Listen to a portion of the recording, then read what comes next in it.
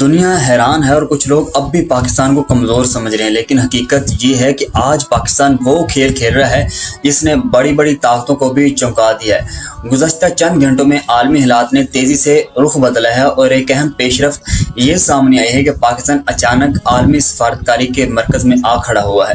جہاں پہلے اس کے کردار پر سوال اٹھائے جاتے تھے، اب بین الاقوامی میڈیا خود اس بات کو تسلیم کر رہا ہے کہ ایران اور امریکہ کے درمیان کشیدگی کم کرنے میں پاکستان نے اہم پس پردہ کردار ادا کیا ہے۔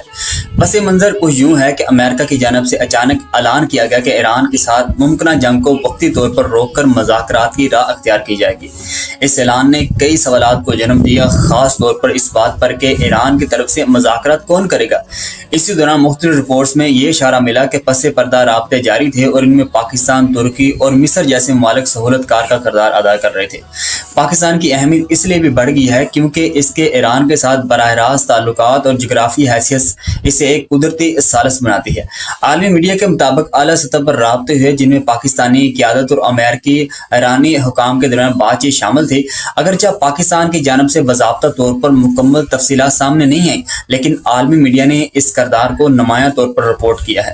دلچسپ پہلو یہ ہے کہ جہاں عالمی سطح پر پاکستان کو امن کے کردار کے طور پر دیکھا جا رہا ہے، وہیں کچھ حلقوں میں اس پر حیرت اور تنقید سامنے آ رہی ہے، خاص طور پر بھارت میں اس پیش رفت پر شدید رد عمل دیکھنے کو ملا، جہاں یہ سوال اٹھایا جا رہا ہے کہ جس ملک کو وہ مسلسل تنقید کا نشانہ بنا رہے تھے، وہ کیسے عالمی سطح پر امن کا کردار ادا کر رہا ہے۔ حقیقت یہ ہے کہ پاکستان نے اس صورتحال میں محتاط حکمت عملی اپنائی ہے، کسی ایک فریق کا کھل کر ساتھ دینے کے بجائے سفارتی توازن برقرار رکھا اور بیک ڈور ڈپلومیسی کے ذریعے کشیدگی کم کرنے کی کوشش کی۔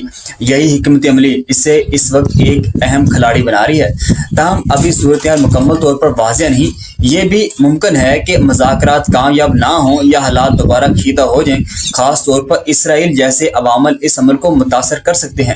اس لیے یہ کہنا قبل از وقت ہوگا کہ امن مستقل قائم ہو جائے گا۔ آخر میں ایک حقیقت واضح ہے کہ جنگ کسی کے حق میں نہیں ہوتی، اس میں جانیں ضائع ہوتی ہیں، معیشتیں تباہ ہوتی ہیں اور خطے عدم استحکام کا شکار ہو جاتے ہیں۔ اگر پاکستان واقعی اس تنازع کو کم کرنے میں کامیاب ہوتا ہے تو یہ نہ صرف اس کی سفارتی کامیابی ہوگی بلکہ خطے کے لیے بھی ایک مثبت پیش رفت ہوگی۔ اب دیکھنا یہ ہے کہ آنے والے دنوں میں یہ کوششیں کس حد تک کامیاب ہوتی ہیں۔